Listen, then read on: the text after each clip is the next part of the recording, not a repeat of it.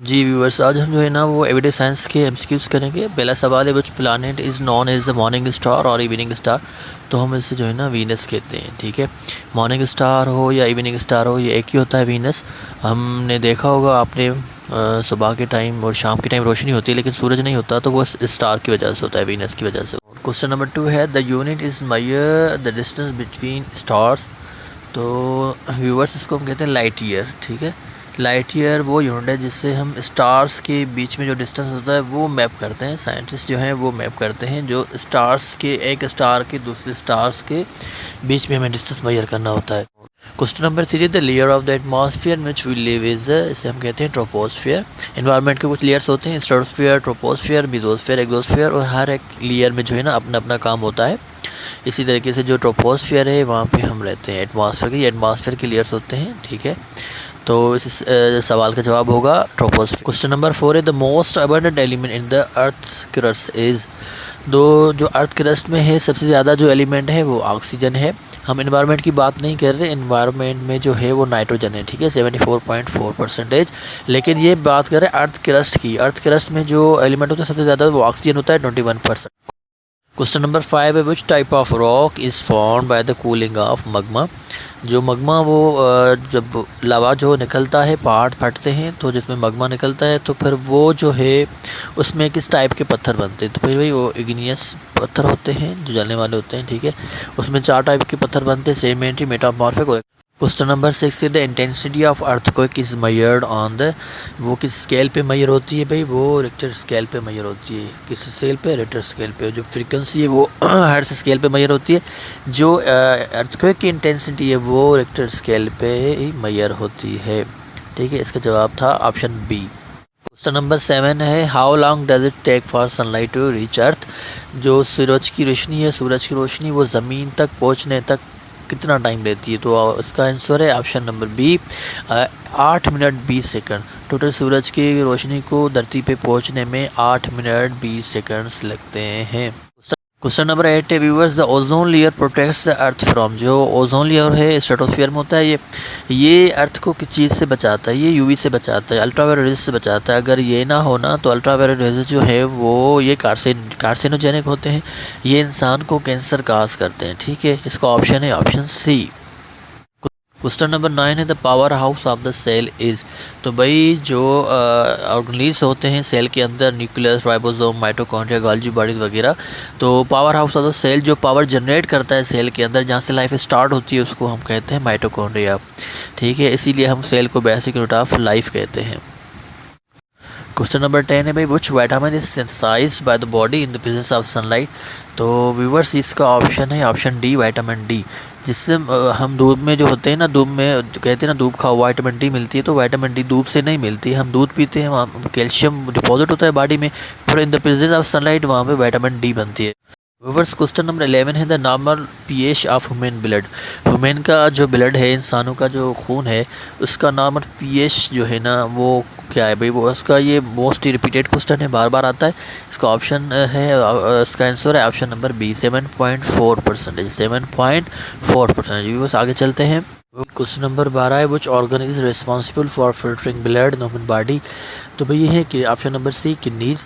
Kidneys के अंदर जो है 1 मिलियन नेफ्रॉन्स होते हैं, 10 लाख नेफ्रॉन्स होते हैं, जो ब्लड के अंदर जो गिलादत होती है, गंदी चीज़ें होती है, उसको ये फिल्टर करता है। ठीक है, तो किडनी जो है वही रिस्पॉन्सिबल है फिल्टर को। व्यूअर्स, क्वेश्चन नंबर 13 है, deficiency of vitamin C causes which disease. Vitamin C की डिफिशियंसी से कौन सी जो है ना वो डिजीज़ होती है, वो होती है स्कर्वी। इसमें आपके गम से ब्लड आती है। ठीक है, एनीमिया होता है, थोड़ा सा ब्लड की कमी होती है।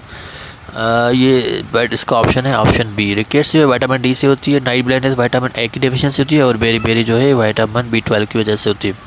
क्वेश्चन नंबर 14 है, insulin is secreted by which organ. Insulin किस ऑर्गन से निकलती है भाई, पेनक्रियाज। ये बार बार क्वेश्चन रिपीट होता है। ठीक है, ऑलमोस्ट स्टूडेंट जो है वो लिवर करके आते हैं, लेकिन लिवर नहीं है। इसका ऑप्शन है ऑप्शन बी, पेनक्रियाज। इंसुलिन जो है वो पेनक्रियाज से सिक्रेट होती है।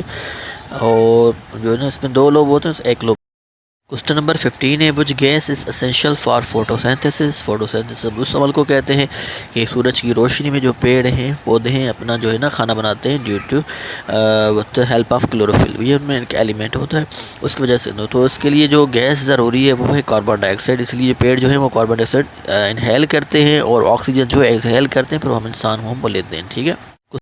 नंबर 16 है the hardest substance in human body. तो वो है टूथ एनेमल। जो टीथ की जो एनेमल है वो बिल्कुल हार्डेस्ट सबस्टेंस से बड़े मज़बूत है, बोन से भी ज़्यादा मज़बूत है। लेकिन अगर ये आप लीमो पानी पियेंगे तो फिर ये एनेमल उस लीमो पानी से भी जो है ना वो डिस्ट्रॉय हो जाती है। लेकिन ये hardest as compare to bone और कार्टिलेज की कम वजह से चाहिए। हम क्वेश्चन नंबर 17 पे चलते हैं। क्वेश्चन नंबर 17 है विच gas is use in fire extinguishers. ये बार बार क्वेश्चन रिपीट हुआ है। फायर एक्सटिंग्विशर जो आग बुझाता है, तो आग तो आप भी बुझाते हैं, आप जो है ना दिया बुझाते हैं और जो है ना कैंडल बुझाते हैं, तो आप कौन सी गैस निकालते हैं? Carbon dioxide. तो फायर एक्सटिंग्विशर में भी कार्बन डाइऑक्साइड होता है और ऑप्शन है ऑप्शन सी। क्वेश्चन नंबर 18 है the chemical name of common salt. ये बहुत ही आसान सा सवाल है, 9th मैट्रिक में हम करते आते हैं। इसका ऑप्शन है option B sodium chloride. Sodium chloride जो हम नमक को कहते हैं। जी व्यूअर्स, क्वेश्चन नंबर 19 है dry ice is a solid form of. इसका ऑप्शन है ऑप्शन बी कार्बन डाइऑक्साइड। हम इसको जो है ना वो ड्राई आइस भी कहते हैं। ऑलमोस्ट स्टूडेंट जो है वो बच्चे जो है नाइट्रोजन करके आते हैं, लेकिन इसका ऑप्शन नाइट्रोजन नहीं है। इसका जवाब है option B carbon dioxide. Question number 20 है नाजरीन which gas is primarily responsible for global warming. वो कौन सा गैस है जो इस ग्लोब को, वर्ल्ड के ग्लोब को वार्म करता है? जो इसका करेक्ट आंसर है सी carbon dioxide.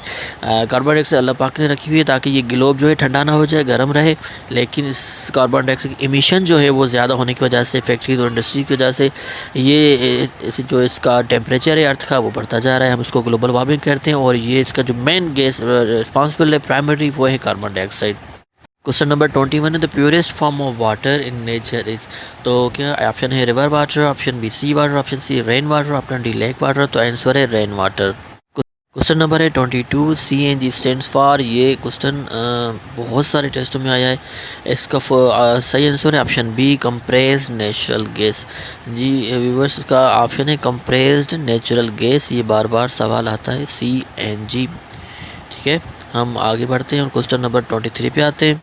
Ji viewers, question number 23 which metal is liquid at room temperature. वो कौन सा मेटल है जो लिक्विड की फॉर्म होता है? हालांकि मेटल तो आपने देखा होगा सॉलिड की फॉर्म होता है, लेकिन ये ऐसा मेटल है जो लिक्विड की फॉर्म होता है। और ये क्वेश्चन भी रिपीटिंग है, सारे क्वेश्चन हैं ऐसे ही हैं जो रिपीट हो रहे हैं।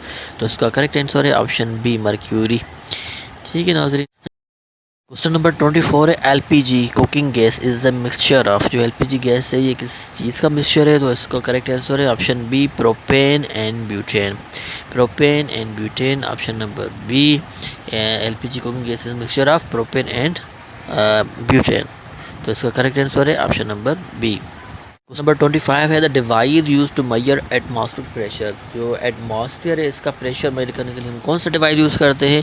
तो इसका करेक्ट आंसर है ऑप्शन बी बैरोमीटर। ठीक है, थर्मोमीटर से हम टेम्परेचर मेजर करते हैं, हाइग्रोमीटर से हम ह्यूमिडिटी मेजर करते हैं। ठीक है, तो एटमॉस्फेयर प्रेशर को मेजर करने के लिए हम यूज़ करते हैं बैरोमीटर।